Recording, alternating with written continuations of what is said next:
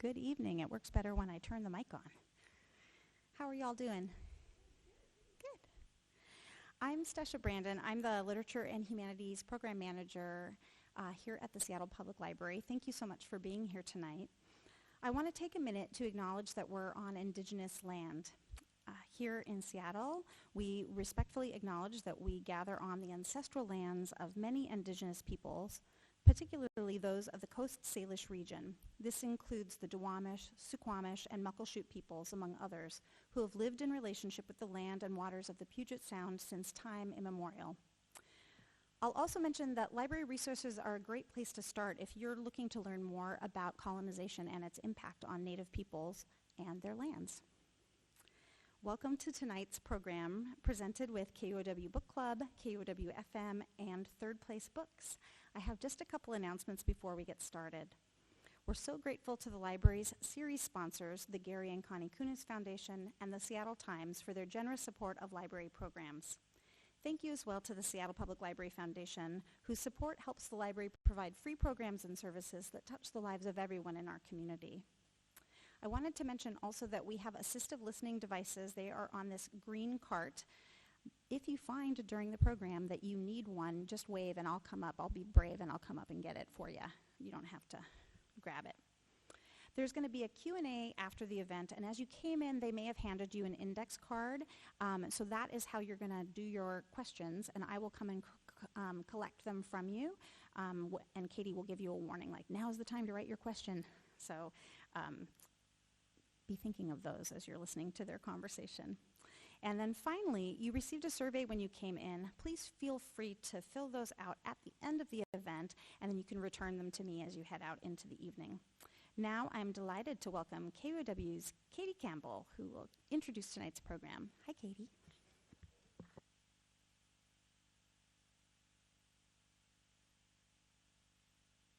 Thank you so much, Stasha, and thank you everyone who's here tonight. I want to also thank our KUOW live event sponsors, Finney Ridge Painting and Microsoft, for their support. And don't forget, we have one more of these fabulous book talks that's going to be on May 21st with Sonora Jaw for her latest novel, Intemperance. But what you want to hear is who our special guest this evening is, and that is the lovely Molly Olguín, author of this month's KUOW Book Club pick, The Sea Gives Up the Dead. Come on up, Molly.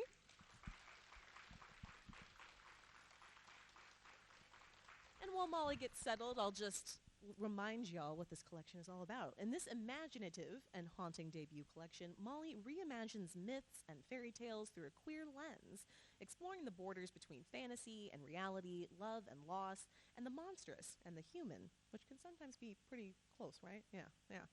Molly's fiction has appeared in, you're going to have to help me with this, is it Redivider?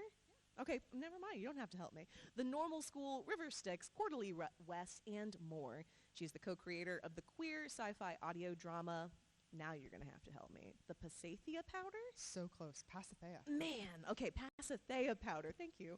A 2025 Jack Hazard Fellow and a passionate educator who teaches English and creative writing in Seattle. That's awesome, I love that, we were just talking about that. I picked The Sea Gives Up the Dead, Molly, for the KUOW Book Club because, for one thing, no one does not heed the advice of Krista Miaris Young. When she tells you to read a thing, you have to read a thing, so I did. But also because I love subversive and weird stuff, and that's kind of what you've done here, but in a really beautiful way. So thank you for your work. Thank you so much. That's delightful. Oh my goodness, yay. So, and thank you for being here tonight. I didn't even thank you for that. Thank you for having me. We're just going to do this for like the next hour. Is that okay with y'all? Perfect. Well, we're going to start with your titular story in this collection, The Sea Gives Up the Dead. And so it may seem obvious to start there, but as I was saying when we were backstage, I really feel like it encapsulates so much about this collection, what works in it, what makes it special, and what makes it you. So we're going to start there. And we have a mother in the story, Selma, whose child, Eddie, has been killed at war. And when she's invited to France to visit her child's purported grave, she actually finds that her child's very much alive, but different. Yep. Perhaps you can say more about what's different. So when she gets to Paris, the child that she finds turns out to be her daughter, Eddie. Eddie has transitioned, and she has discovered this sort of like almost by circumstance. There's sort of like a supernatural element that makes that clear. And I want you to say more about the transition and what that represented, because it's not the only time in this collection that you play with this concept of the assigned self, let's say, being dying and making way for the true self. Why did you want to play with identity in that way in this story and elsewhere in the collection? Oh, I love that. I think in this story, like what Selma sort of does on her journey is like have to confront the choices she's made as a mother, and then she has like an encounter with this sort of supernatural being on this ship who really pushes her to reconsider her choices. And as she's sort of like having to give things up, the thing that she gives up is actually not herself. Like she has all of these thoughts that are very like sort of self-oriented, like, do I need to change in this way? Do I need to do X? Do I need to do Z? And the answer turns out to be like, no, you need to like give up Eddie's life. Like Eddie is like the person whose choices actually matter here. And so Selma's like change is about accepting someone else's change. And I think change in the book is sort of the thing I'm interested in, right? That seems correct. Say more, though. Okay, all the stories are like different genres. Yeah. They're like Oh, different. yeah, you're changing a lot. I've got like, some of them are magic, some of them are science fiction. I've got like a dragon, I've got like a AI we'll talk thing. about the dragon. And so because they're different genres, like I've got historical fiction and like realism, the thing that is the same is like most of them are set in the same place. So they're all in San Pedro, which is the neighborhood in Los Angeles where I grew up. And I think they're all members of the same family. And so they have like the same names, or the names kind of reoccur. But it's about like how many things can change and how many different deaths and rebirths can like this collection of people go through. You put them through so much. My goodness. One of the things, too, that I want to talk about before I get too deep into each individual story is just this concept of queering a story. You do it so, I don't know what the right word is, like delicately is the word I want to use, but that's not quite right. It's just part of the story, right? You take a classic story, for example, like a princess who's trapped inside by a dragon, and instead of a knight coming to her rescue, you have a nanny, and it's beautiful, and it feels just right. So, but talk about what it means to queer a story, why you wanted to do that with some of these very classic, almost cliche concepts. Ooh. You know, I don't even think it was like a very conscious decision. I think the queering truly just came from like I am a queer person and like I'm part of a queer community, and that is like gonna happen in my fiction no matter what. So the Princess Wants for Company is the story about the princess who gets sort of rescued-ish by a nanny. And that didn't like come out of a desire to like subvert. That came out of just a desire to like explore the nanny. And so I was like, ooh, like what does this person want? Like what does this person sort of aspire to? Like what is she afraid of? And it turned out to be like kind of wanting access to this world that she feels very excluded from and very shut out from, and then maybe she doesn't actually want it when she gets there. Right. Yeah. What you just said there made me think about another author that we've had on the KUOW book club, Corinne Manning, who's also local, who wrote a fantastic collection called We Had No Rules. Yes. And one of the things we talked about was how Corinne's work is labeled like it's queer literature. And while they don't, need that label exactly, that Corinne feels like the queer literature shelf is kind of the coolest shelf to be on right now. It is the coolest shelf to be on, yes. How do you feel about that? Like even me asking about like queering a story when it was just a story that you wanted to tell. Well, I'm like, okay, yeah, queering a story. Like, are all of my stories queered because I'm the one writing them? Like, right. It is like I love that description. Yes, the queer shelf is the best shelf to be on. I'm very happy to be on that shelf. And I also think when I think about like, this is being queered, there's sort of an element of, this is like the point in some way. And I don't know that queerness is the point even of The Sea Gives Up the Dead, which is about like this mom accepting her trans daughter. Right. It's like the point is about this this understanding of like, oh, you have to like set aside your own ego and you have to set aside like your own importance. And so the queering is just like, I don't want to say like an afterthought, but it's like a fact. It's a lens, Yeah, right? It's a way lens. to get to that acceptance. Yes. Well, let's talk about some of the deeper points of these stories. And we're going to stick with this one because it got me. For everyone to know, I wanted you so badly to hear about this story that I tried to edit it down to like something that we could read here, and it just didn't work. So read that story. If you're not going to read any of the other stories, which you should, read The Sea Gives Up the Dead because it's a great one. But on top of there being this supernatural element that you described, which is very cool, and it's kind of this kind of reminiscent of a sea witch, which does appear elsewhere in the collection, who guides Selma to Eddie, by the way. There's also this thick layer of grief haunting the story. It's almost claustrophobic. I felt very tense and like I was all wound up reading it. Was that intentional? Yes. Okay. So that story actually has its roots in reality. I found out that I'm always going to mix up which level of great this is. I think it's my great-grandmother.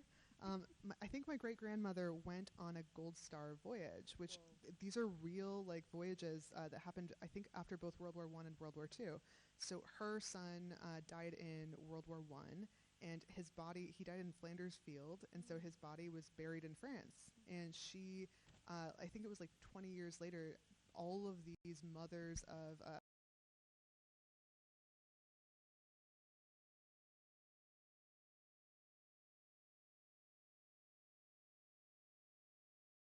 by other moms who have also lost their sons, who are all together like going to find those graves. Like it's not one person's grief, it's like these were like hundreds and hundreds of women together, like just all reliving something that had also happened like 20 years earlier. And I'm like, that must be like so cathartic and also terrible. Yes. It felt that way. It felt like this beautiful moment, and as she finds Eddie, she kind of reflects on that, right? And she thinks about all those mothers, not just the ones she traveled with, but she says, you know, the German mothers, the French mothers, all of these other women, and it felt that way. It felt kind of personal. How do you conjure grief like that? I mean, actually, have you experienced a grief like that? I don't want to assume that you haven't been to France looking for your long lost son, but Nope, not yet. hopefully never. Yeah. My son is my cat, so I hope he never ends up in France. Unless it's like a really cool trip. For sure, Yeah. for sure. Yeah, I think my experience of grief has not been like that direct, but it's something that I'm really interested in because all of us humans experience grief. And you brought up change earlier. Grief is, I think, a response to change. Like the first story, Seven Deaths, really thinks about like all the different like ways that death sort of represents change in a life.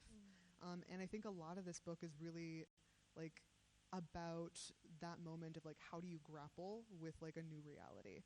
And like grief, I actually did a couple months ago, this is not a big grief, it's a small grief, but it's real. I lost my cat who I'd had for 10 years. And that like experience was really like, oh, life was this way and now it's that way. And like what do I do with like a new set of like parameters for the world? And like that's really interesting to me as a writer. As someone with a very sick cat at home, I can attest to the deep grief of that. So that's real grief. Let's stay with this a little bit. Why there was a lot of stories in here that dealt with grief, familial grief, friend grief, kind of like state of the world grief. Why did you want to talk so much about grief in this collection? What's on your heart, Molly? Well, oh my God. Yeah, I think, well, first of all, I didn't write most of these stories super recently.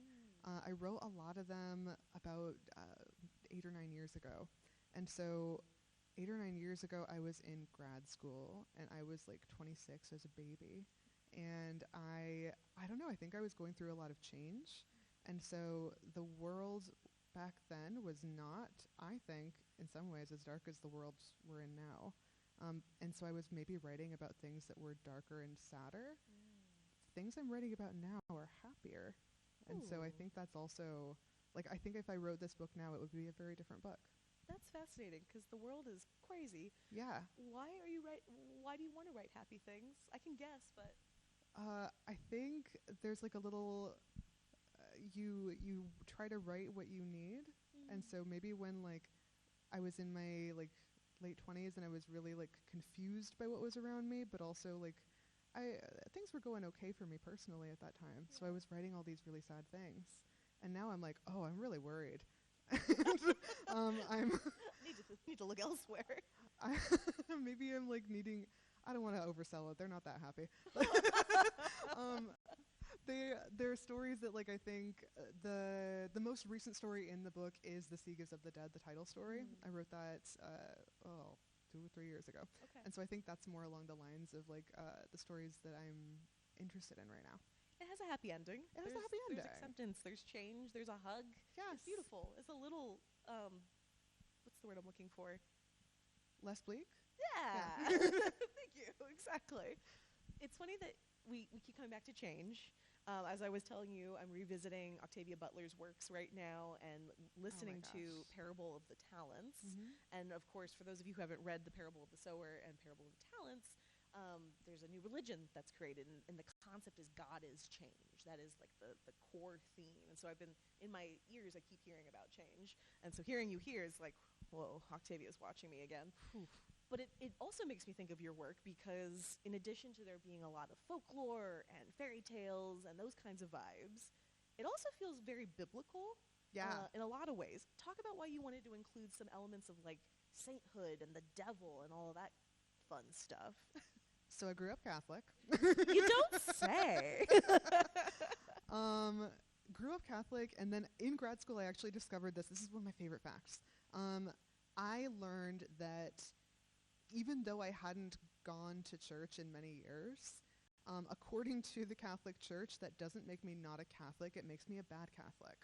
Okay. If you want to not be Catholic anymore, you have to go through a very legal process. You have to like write a letter to a bishop and get the bishop to write you back. Like you have to go through like it's very bureaucratic. And I think when I like learned that, I was very like, oh my God, like I'm still in this like category. I'm still part of this like weird magical community that I truly did not feel like much of a connection to. Sure. And then suddenly I did, because I was like, oh, I'm still part of it. And then I was thinking about like all of these like strange rituals that I grew up with, and all these like, oh, you say this word at this time, and then you say this word at this time. And I was very just like suddenly intrigued with all of the trappings that were of my childhood, but not really of my adulthood.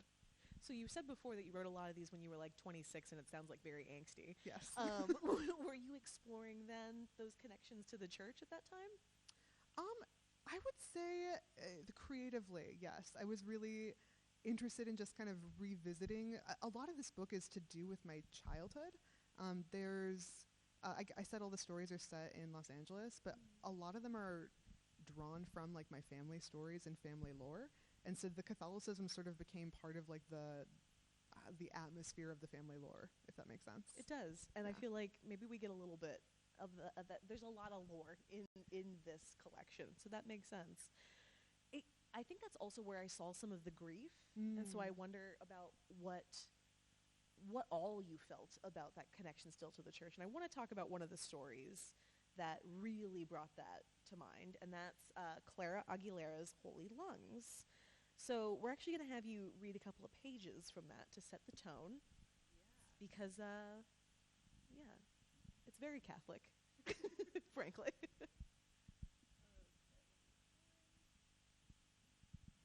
And while we look for it, really quickly, don't forget, write down your questions. I love getting audience questions. We've had some really good ones for this series, so please make sure to ask Molly your questions. Okay. Clara Aguilera's Holy Lungs. Clara died, as all the others did, at God's hand. He sent an asteroid hurtling toward the world, and the world sent bombs to shoot it out of the sky, narrowly averting an age of ashen death. But of course, God had the last word. A little fragment of alien rock dropped into the Pacific 20 miles from Catalina Island, cracking open the ocean floor. A great wave stretched up over the coast, bathing the port of Los Angeles in an eerie green light before it came crashing down. It swallowed up the shanty town at E Street, the Bradbury Building, the fiberglass whales of the Cabrillo Marine Aquarium, the Pink Castle in Orange County, and the ancient wood of Olvera Street with equanimity. Only two things truly left Los Angeles whole, and those were Clara Aguilera's holy body and Clara Aguilera's holy lungs. When Clara was alive, she was no one in particular. A freshman at Pedro High, chubby with baby fat and oily with puberty. In death, she became a sensation. Her body washed up on the new Oregon coast months after the disaster, only a mile from the refugee camp at Eugene. The lifeguard who waded in after her was the first to feel that something was wrong. An unusually warm wave rolled into his belly when he swam to Clara's side, heat seeping into him. The body drifted closer, giving him a glimpse of her white toes in the green water. He suddenly remembered a film he'd seen as a child, where a princess bathed in a lake and her gown billowed around her like wings, and when he caught hold of Clara's ankles, he half convinced himself she would smile, like the princess. She didn't look like a body. She was not bloated. She was not decayed. Her face was tipped up out of the foam, her eyes closed. But she was dead all the same, and he shook so badly that she slid out of his arms twice on the journey back to shore. Her picture swept across the nation, waiting to be claimed, and it worried everyone who saw it, little splinters of unease working under the skin. She didn't look dead, but they were assured she was. In some deep and animal way, this was troubling. A man in Georgia who had only glanced at her image on his phone woke up gasping from a dream where Oregon's Jane Doe lay beside him in his bed, softly breathing in and out. It wasn't a nightmare. He trembled with an unexplained tenderness, his chest aching with it, muscles drawn tight, making it difficult to exhale. The trouble grew as each day passed and she did not rot, the boundary between life and death growing less distinct, a border that seemed impossible when faced with the reality of her healthy skin, her unclouded eyes. She was distinguished from the living by the clean wound on her back, just under her ribs, and the empty hollows where her lungs should be. The coroner was without explanation, lost in her presence.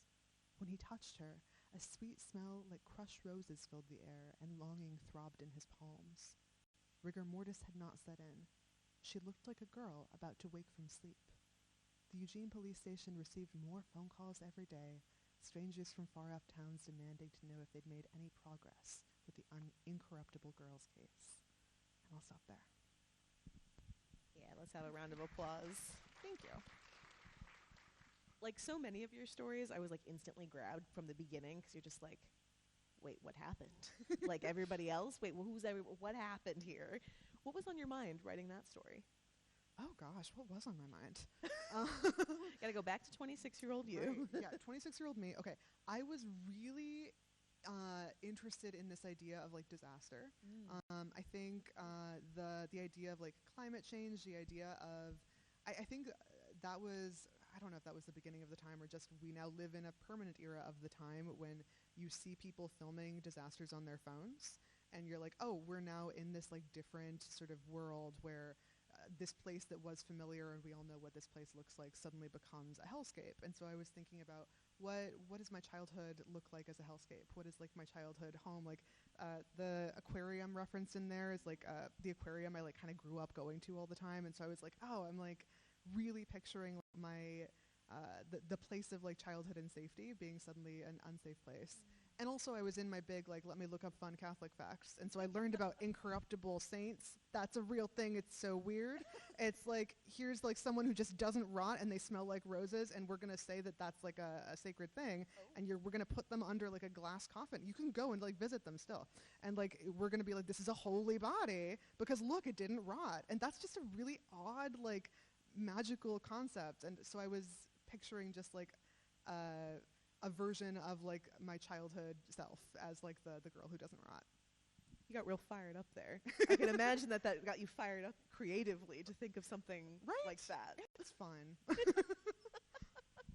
There is another line, and this is towards the end of this story, that really like hit me. And I wrote it down in my little notes, and I thought a lot about it. I had to kind of go back and read it. But the story ends with this quote. Natalie, who is the saint's sister, drew in trembling breath after trembling breath and tried vainly to transmute her horror. I'm going to say this again. Natalie drew in trembling breath after trembling breath and tried vainly to transmute her horror into faith. And it gave me pause because in a lot of ways, that's what it felt like you were doing with this collection. Ooh. That each story was a trembling breath in itself. Does that seem fair? That seems totally fair. I love that. Yeah. Well, then, if that's the case, the quote ends with trying to transmute her horror into faith. Faith in what? What did you want to transmute our horror into? So in that moment, all these other characters have accepted Clara as like a saint, right? Like everyone is like she's performing miracles like all around the world. Like everyone is like reassured by her, comforted by her, and Natalie is unable to see her sister as anything but her sister, and so she's sort of a saint for everyone except Natalie. And for Natalie, like she can get no comfort from her sister's body. Her sister's body is just a body, and the horror that she has is like I was thinking about the difference between ghosts and saints. I think there's a line earlier in the story about that too, where the difference between a saint and a ghost is that you want one to appear to you, and the other one you really don't. And I think in experiencing horror, there's the possibility of comfort, maybe, or at least of like not like hope exactly, but like of some kind of reassurance about the natural order of things. And I think I find that both very tantalizing and sort of impossible. So it's in the trembling breath, not actually in the reaching it. Wow, I love that.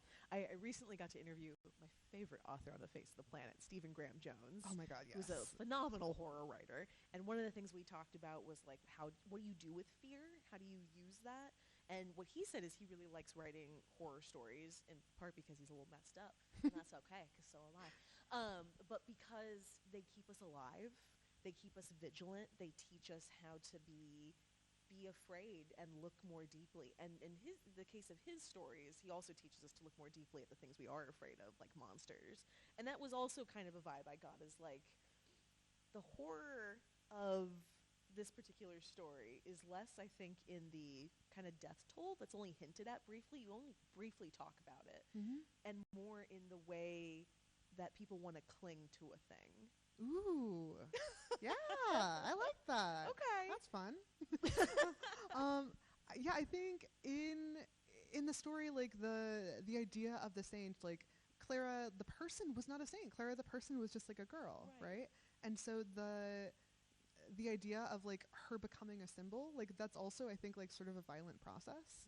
And as like people are trying to like find reassurance and comfort and like really truly finding some kind of relief in like this idea of like, oh, okay, all of these horrible things happened, but like look at like a beautiful idea came out of it. Like the beautiful idea is actually like still sort of doing violence to the real person. I don't know if that like was actually related to what you were saying or No, not. I think it is. It's like a claiming. It's like a weird like taking a thing and making it a new thing, whether she wanted that or not, and you can't know. Right. I love that. Okay, now I really want to talk about my favorite story in the collection, which is very different from the others, in part because it's a little more fun. And I say that with love. I love dark stuff. Yep. This is, as we mentioned, The Princess Wants for Company. And I was so in from jump because it starts with the concept of a news report, like a cable news report about a dragon on the loose. And there was just something about that grabbed me. Maybe it's because I'm from Florida and you see those like alligators walking across golf courses and I'm like, no, we do have those news reports. But it just immediately brought me into this world, which was like kind of like Hollywood Hills-ish, like wealthy area, and everyone's freaking out because there is a dragon on the loose. And it's also great because you have a standard-ish princess trapped by dragon story, and your nanny is our knight in shining armor. And one of the things that I really loved about the story is that she and her princess get to have this kind of beautiful moment before everything goes to hell. But they get to have this beautiful moment. I guess, first of all, where did you get the idea for this fantastic cable news-making dragon? And what was on your mind when you were writing this? I know that I keep asking that question, but I'm just like, where'd you get this? So there's like a real story from like I think the 1950s. I should have like remembered who this was. There was like some like famous actor who got I think a toe bitten off by a Komodo dragon because he was being an idiot and like provoking a Komodo dragon. And then there was like a real like I think it was a real story, of like a Komodo dragon that escaped from the zoo. Oh my gosh. And I was just like, I love this idea so much. There's a literal dragon on the loose, Right. and it's like 1950s Los Angeles. Yeah. And then I was like, well, what if I made the dragon a little dragonier? And, you know. And the actor was Rita Hayworth's husband who got his toe bitten off. Yes. In your story. That's, Exactly. That's yes. a nice little detail that you just drip in there of just like, by the way, Yeah. to show you that dragons are real. So I told you backstage, though, that I do have a little bone to pick with you on this story. Let's hear it. And that is because, so our nanny and our princess get to share this beautiful moment. They get to kiss. They have this moment of passion, not to spoil it. And then it's a sad ending, Molly. What gives? Why? Okay. There's no happily ever after. I'm very mad. Blame 26-year-old angsty Molly. I do. I think I think in that story, again, I said like the nanny's point of view is the thing I was really interested in. Yeah. And so she's like in love with the woman she's nannying for, right? And like the woman she's nannying for is like, I think like genuinely very trapped in her little castle. But she's also like fairly selfish and self-centered. Yeah. And the nanny is totally in love with her, but she's also like not really able to connect with her in like a deeper way. Right. And the other thing that the nanny is trapped by is caring for this baby. And she's okay. So I did some nannying or sort of nannying when I was like 18, and I really did not like it. And so I was really thinking about like, oh, really being around babies when you're not like a baby person teaches you that babies are like individual people. You're like, wow, I vibe with this baby and I don't have a personality conflict, right? And so it was That really... baby's a jerk. I had to take care of this one baby, and I think I did a good job taking care of him, but he hated me, and I was like, I don't like you either. Like, and, you know, it was really like, okay, if you're trapped in this relationship where you're taking care of a baby that you don't really want to care for, and then you're also in this relationship with someone who only thinks about herself and doesn't think about you, and you're also in this like sort of like beautiful mansion that you literally have to stay inside because you can't go outside because they're a dragon. Of course it had to end badly. Come on. I'm just saying, it could have been. And as someone who doesn't really want babies, in part because she's afraid of having a jerk baby, this Sure. really resonates with me. I'm just terrified of that. Sorry, Mom. But I wanted to ask about this in part two, because going back to like queering a narrative and what it means to write queer literature now, a complaint I hear from a lot of queer writers and readers is that there's so often tragedy in those stories. And it's just like, why can't I just have a happily ever after? And so that's kind of what it made me think about too, is I was like, man, we were so close, Molly. And then it takes a turn for the worst. And so I wonder why, as a queer creative, who I don't know if you have that same complaint, maybe you like dark stuff like I do too. I hate a happy ending, even though I wanted it in this case. But why not give the reader a nice little ending? I think a thing that I was really thinking about there was, again, 26-year-old Molly, I do just like dark stuff, right? I love a sad ending. I love a tragedy. And so I was just kind of writing stuff that I was interested in following the path, right? But when I came back to it, I really did go, this book is too sad. And so before I like sent it out into the world again, I was like, let me like lighten it up a little bit.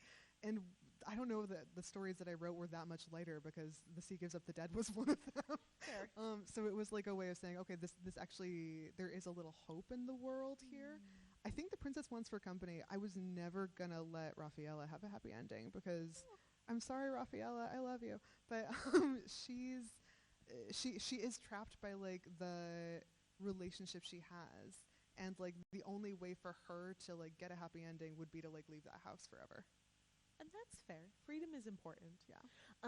I'll just remind everybody that you will have a chance to ask your questions as well. Be writing those down, and I'm dropping my papers everywhere. So So you wrote these a few years ago, Mhm. and now we are in a time where it feels like people need to know what to do with their grief. Yeah. I mean, it probably was decade ago. What do you hope that people can take from this collection in terms of like, how do I grapple with the fact that Raffaella didn't get her happy ending, Ooh. and that I might not too? Right. Well, I think a lot of life is not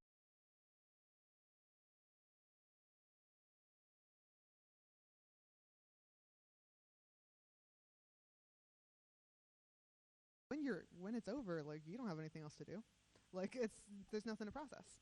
So like what you have to what you have to think about is what's going to happen next, right? And so a lot of these stories are, again, the characters dealing with things that are really sad, but also having to deal with it.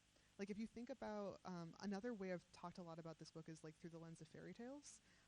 Okay, the thing with fairy tales and why I find myself like endlessly fascinated by them and going back to them is that they're neither explanations, like a myth is an explanation, or like something really important like a legend, right? Like a legend is like, here's like a great deed that was done. A myth is like, here's how thunder works. A fairy tale is like something messed up happened and now you have to deal with it. And that's life in 2026. Messed up things keep happening and we just have to keep dealing with it.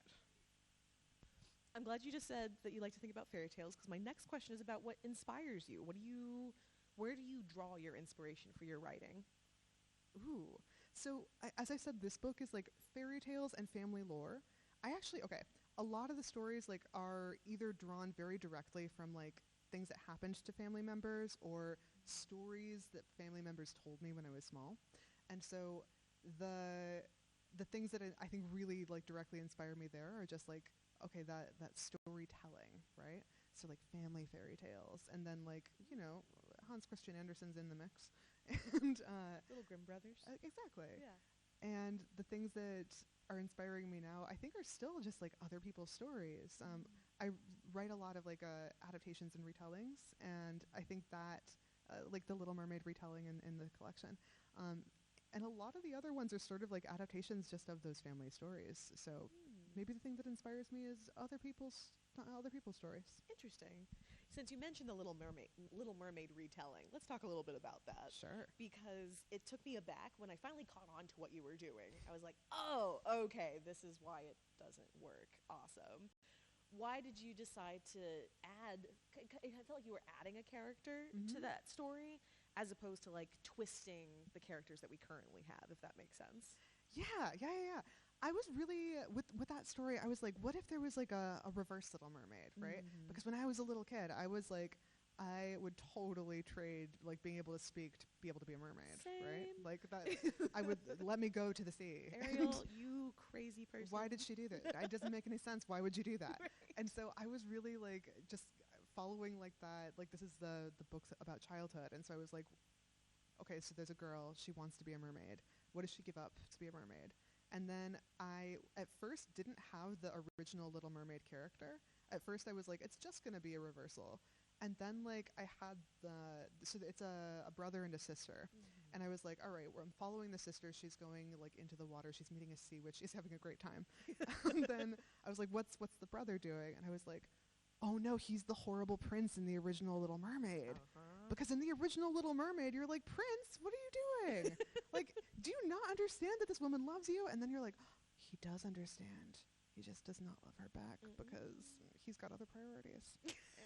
I was really interested in just like exploring, the first one, Hans Christian Andersen's story is a tragedy. I was like, all right, then we're going to have a non-tragedy sort of woven through it. There.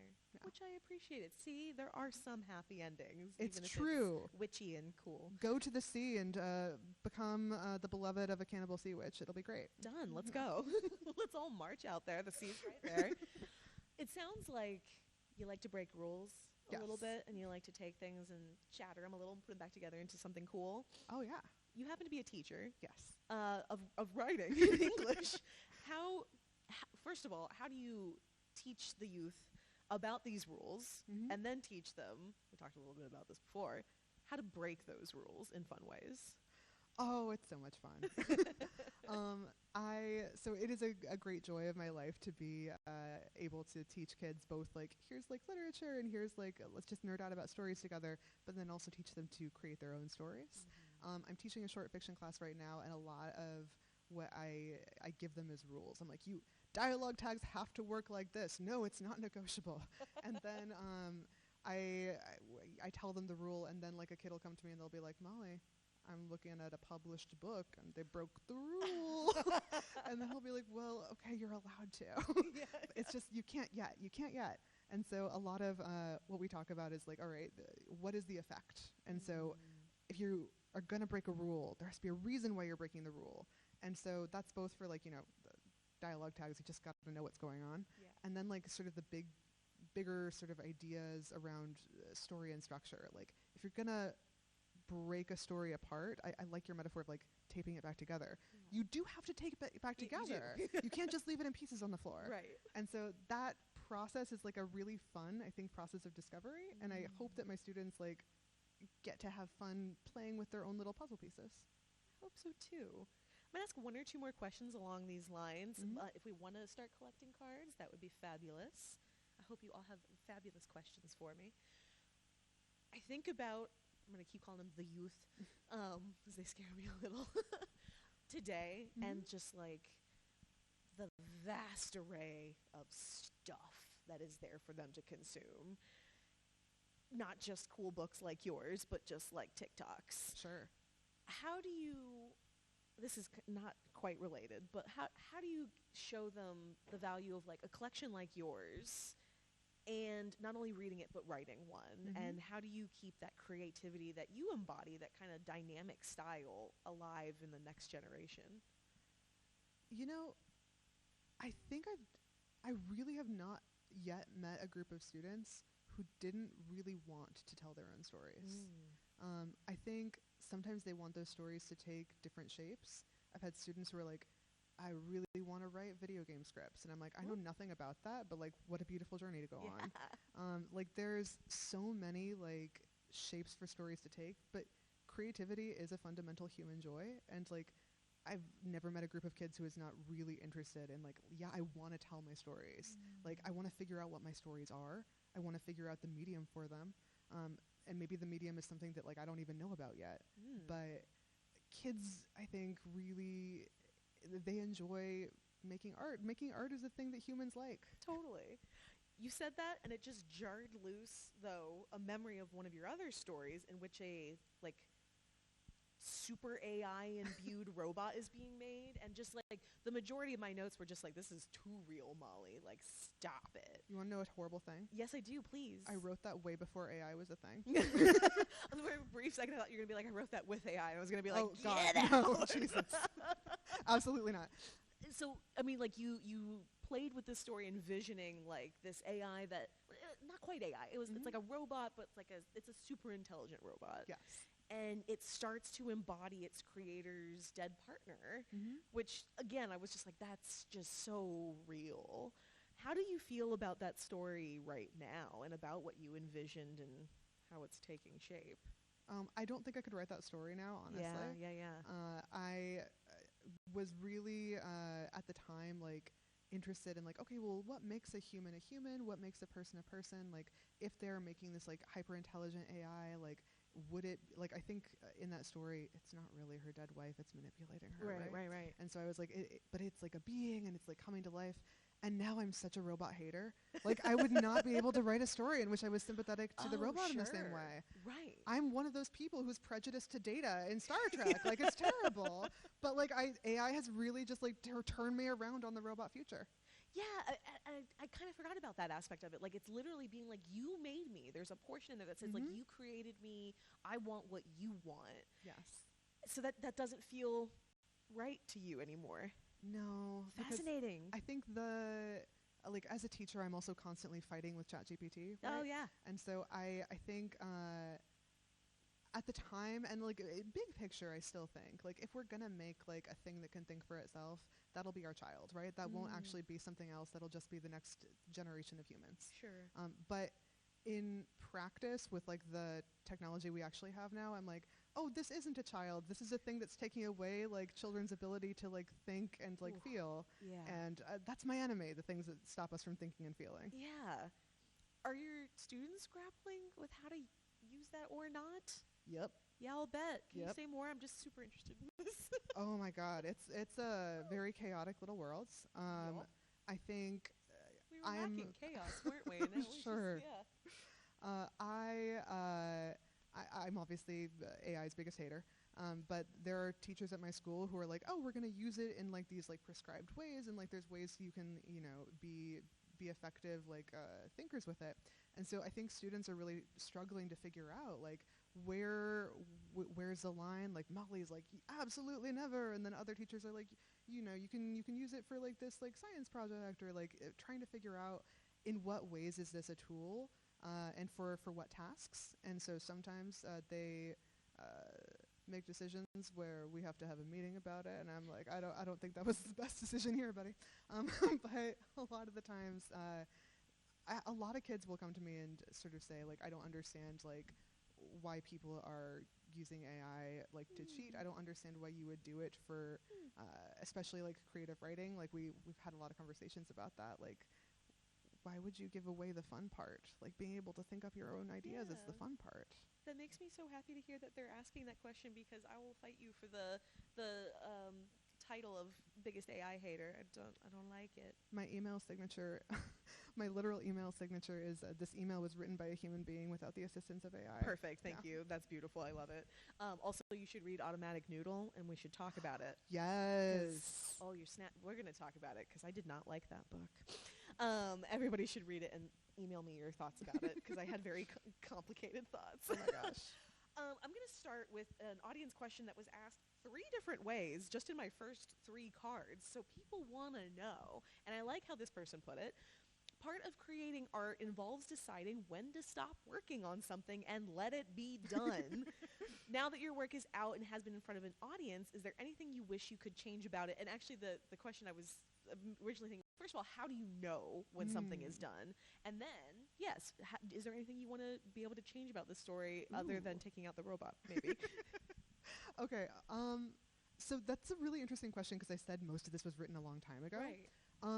When I left my MFA program, I had most of this book already written, and I was so, I don't know, sad. And I was like, I don't think it's good. I think I need to work on it so much more. I need to do all these revisions. And so I like really like put it in a drawer, and I was like, it's bad. It's a bad book. And then I like spent all this time doing other stuff. Like I ended up like working a lot on screenplays. I like worked with my partner on a fiction podcast. Like we did all this other stuff, and I was becoming a teacher and all those, other stuff. And Life. then I came back to it a couple years ago and just read it again, and I was like, oh, it's good. Like I was freaking out for no reason. And like I think that was like a really nice reminder that the way I feel about my own work is not necessarily the objective truth. Sure. And maybe I was just sad. And like it doesn't mean like the world's ending. Yeah. And so this is a convoluted way to answer like, how do you know something's done? But I think there I was like, oh, it's done, it's finished. And like the pleasure of like being able to like look back at it and go, actually, like there were changes that I made, but it didn't require the 5 million changes I thought it would take. It could have been done a lot earlier than it ended up being done. Sounds like it's okay. The Yeah. world needed it now, Molly. That's the thing, yeah. We'll go with that. So was it always meant to be a collection of stories? Yes. Okay. Yeah, this was mostly my MFA thesis, and so the idea for it was just like, oh yeah, there's all of these stories about death in the ocean. I also like this question because I feel like it's one that rings in a writer's mind all the time. How do you know to keep forming a story? Like, if it's worth it. Ooh. Yeah, what makes a story worth it? First of all, this is going to be controversial advice, but I love giving up on things. I super recommend giving up on things. I think something that really has been a bad thing for me has been hanging on too long. I think like if you're going to come back to it, you will come back to it, right? And like the best thing to do is give up and move on to something else. I think the things that have made me stagnate most as a writer is like oh no, but that idea was so perfect. Let me go back to the perfect idea and iterate for the 1 millionth time. And like, if it's not working, if you're on like the millionth try, there's some things I've tried where it feels like I'm on the millionth try.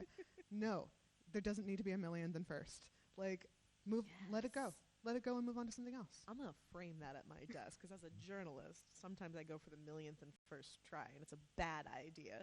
It also makes me think, again, Stephen Graham Jones just like writes a lot, and I asked him about this. I was like, so how did you write this thing? His latest book is quite chunky. And he basically just said, well, I wrote it in 10 weeks because if I let it go any further, it was going to devour me. And it was like, oh, that's a good reason to get it done and call it done when it's done. How has/did your work as an educator inform/interact with the process of writing The Sea Gives Up the Dead? I love that question. Ooh. Yeah, that's smart. So most of it was written before I was an educator. Oh, sure. But I think the pieces that came later, I don't know that those actually were super in conversation with being a teacher, but I'll share two cool things. One is I said I was working on a lot more adaptations. So a lot of those adaptations have come directly out of the stuff that I teach. So I've written like a Frankenstein-like adaptation. I've done like a Dracula adaptation, and those are like, because I'm talking with my students like every spring about Frankenstein and Dracula, and I'm like, oh, now I'm like just thinking about that stuff. And another cool thing is because I teach creative writing as well, I had like students come to like my book launch, and I got to have the really weird and delightful experience of seeing a kid in my class reading a book while I was trying to like give a lecture, and I was like, can you put that away? And I looked and it was my book. Oh, yes. Yeah. What do you do in a situation like that? Do you just be like, never mind, hair flip?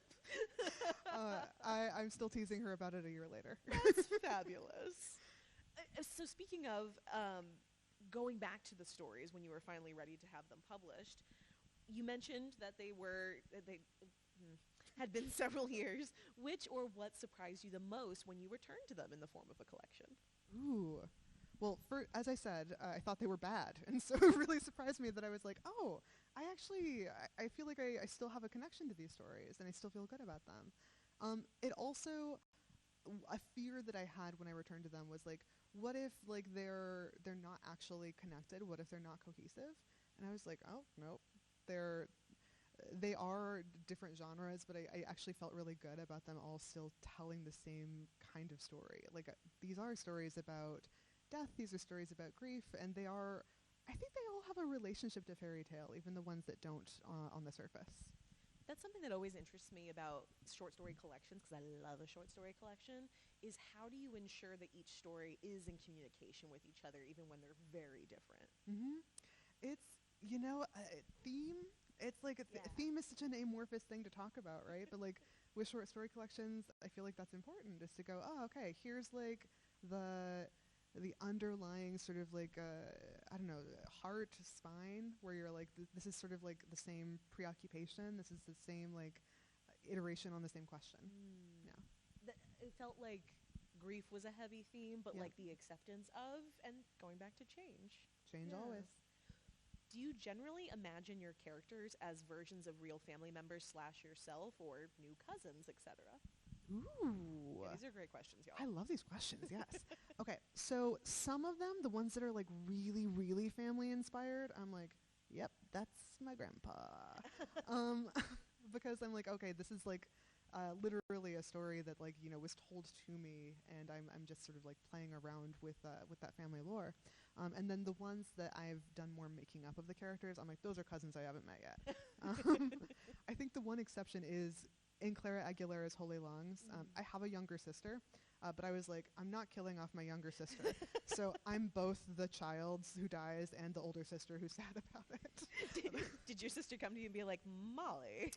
My sister, love them very much. They have yet to see themselves in the story, which is great. Oh, that's great. Yeah, yes. No, that's good. You also describe the stories in this book as being so centrally of Los Angeles and your childhood. Your descriptions of place are so vivid. They really are. They're wonderful. What combination of memory and research are they built on? Ooh. So mostly like memory, with a little bit of research thrown in, like where it felt absolutely necessary. So not that much. Yeah, I think this is like a little bit of like a dreamscape, right? It's like the St. Peter that I grew up in, which is like the St. Peter of the 1990s. But now I'm imagining that in the 1950s or forwards a little bit in time to the future, where it's swallowed up by a wave. Which feels like a not so distant future potential. Yeah. Yay! So we've discussed you have a day job. You're a teacher in addition to being a writer. So how do you maintain your daily writing practice? Or do you have a daily writing practice? Oh my gosh, the eternal question. Yes. So I don't write every day. I teach and then I come home and I'm like, I have it within me to watch a TV show now, and that's about all. And I try and write on the weekends. Oh, so perfect. Saturday, I'm gonna basically every Saturday you're gonna find me at a coffee shop working on writing or trying to work on writing, depending on the Saturday. Perfect. And then Sunday, if I don't have to lesson plan, that's the same, but I might have to lesson plan. And to be fair, this person actually asked your daily practice of creativity. Ooh. And I think that is actually an important distinction, so apologies for not reading it correctly. The daily practice of creativity is in watching the TV shows or in reading the books, right? Perfect, yeah. Yeah. Do you have a favorite book that you're reading right now that you want to recommend, and or a favorite childhood book? Oh my gosh, great question. Ooh, what am I reading right now? Oh my gosh, I'm like, there's the book. Okay. I'm gonna give you two things, and they're the same answer. So one of the pieces that I've been working on is I'm trying to revise this novella that's a retelling of Beauty and the Beast. Ooh. Queer Beauty and the Beast, very fun. Yes. But the part of like the getting in the zone of it or like doing research for it is I'm trying to reread the novel Rose Daughter by Robin McKinley, which is a gorgeous book, my absolute favorite childhood novel. It's like such a beautiful retelling of Beauty and the Beast. But I made the mistake of beginning to read it when my cat was dying earlier this spring, and it made me so sad. Aww. And so I went back to it, and I was like, oh, I'm like gonna read it and just be like back in like the mode of grief. Yes. And so I went back and forth between that and a more recent book that I also really love, but that I don't have those strong associations with. And that's Uprooted by Naomi Novik. And so going back and forth between Rose Daughter and Uprooted. Fantastic. Do you ever find yourself pulled to other mediums? Yes. As I said, I've been pulled towards like screenplays, had lots of fun writing screenplays, and my writing partner and I have a fiction podcast, The Passathea Powder. So that's like, it's like an audio drama, so it's like an audio book, except it's like a script. And that I got to work with like other actors on that, and being able to like be in like the writing zone and then the co-writing zone, and then also work with all of my friends and be like, no, we're going to be theater kids together. It'll be great. That was so much fun. I would do that again. That sounds super fun. Feels like a really existential question. I'm going to be very curious to see where you take it. With so many meaningless, pointless wars going on, will authors, including you, be basing their fiction in these wars in the future, or are they too meaningless to explore? Ooh, certainly not too meaningless to explore. I think I would want to have either a lot more proximity or a lot more research to write about a war that's currently going on. The wars that I've written about in this book, I've got World War I, which I have that like sort of familial link to, and also it's in the past, so no one has like a direct link to World War I anymore. And then I have a story in which Captain America's Missing Fingers, where there's a girl in the Iraq War whose dad is off in the Iraq War, and I don't really talk at all about the war there, but I talk about like her inability to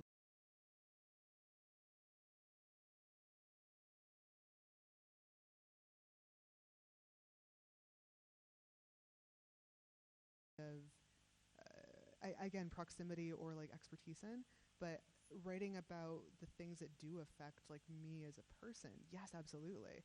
And like that sense of like confusion and bafflement, because it is pointless and it is like confusing and terrifying. That I think is like obviously fertile ground for anybody to write about. It makes me think about how we're starting to see more COVID stories, Yeah. and how people, it feels like, are finally having the space and the separation sort of from it to be able to say, like, man, what happened? Right? And so we could probably, it seems like, expect some of that maybe maybe a little bit into the future. But yeah, I think you're right. Like, people in general need time to digest what is happening, Yes. and make sense of it in their own way. And then our last audience question is just a really lovely one. As a teacher, how do you keep your students' creativity alive? Ooh. How do I keep their creativity alive?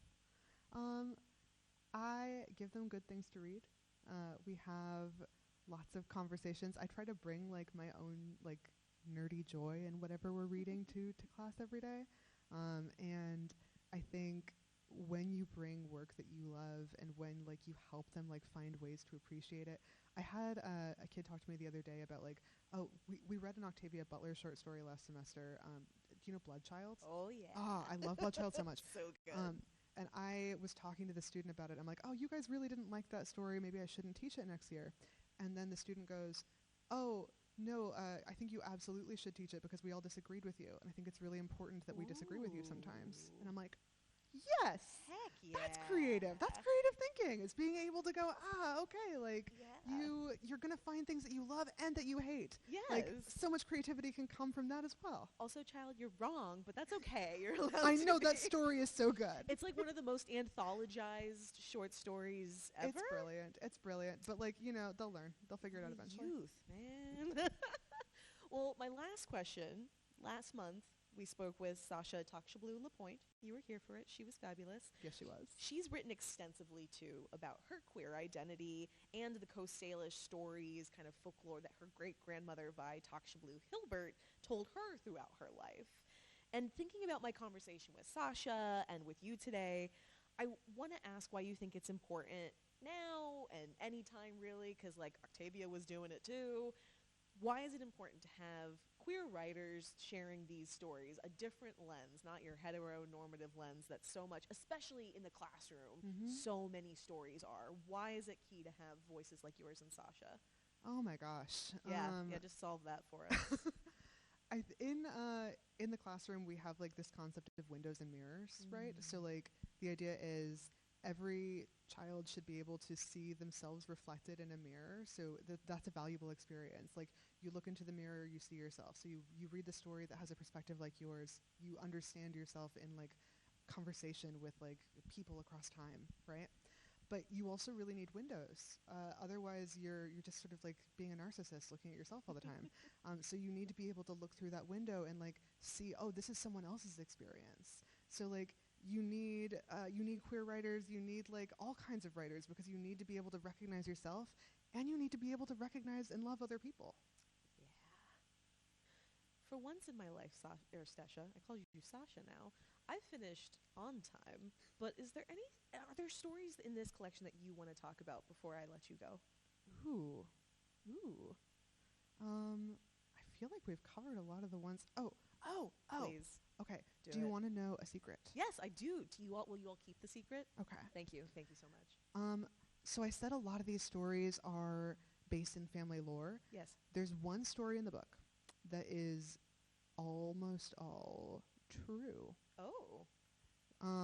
Any guesses? Wait. Oh yeah. Do Does we have a anybody want to guess? guess which story almost all of it really happened? I have a guess. What's your guess? I don't remember the name of it off the top of my head, but it has the devil. Ooh, no, that one's totally made up. Ah.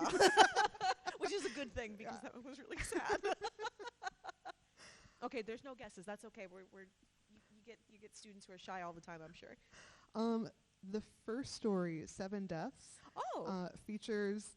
It's about a family where all of them like die in various ways over the course of a couple of years, and all of that really happened. Whoa, that's a really violent story. Yep.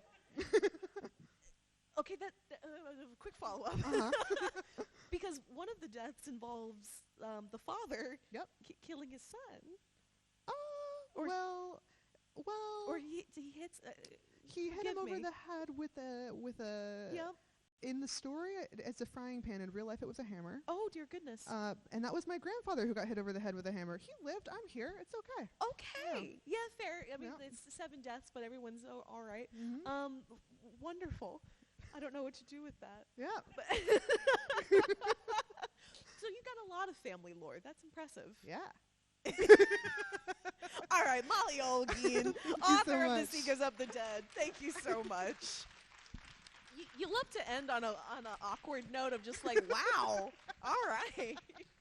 Well, thank you again to KUOW's live event sponsors, Finney Ridge Painting and Microsoft for their support, and a huge thank you to the folks at the Seattle Public Library and the Seattle Public Library Foundation and the wonderful KUOW team for being our partner for this series. I hope to see all of you again at our finale for this event series on May 21st. We're going to be speaking to the fabulous Sonora Jaw about her latest novel, Intemperance. You can find details at kuow.org/events.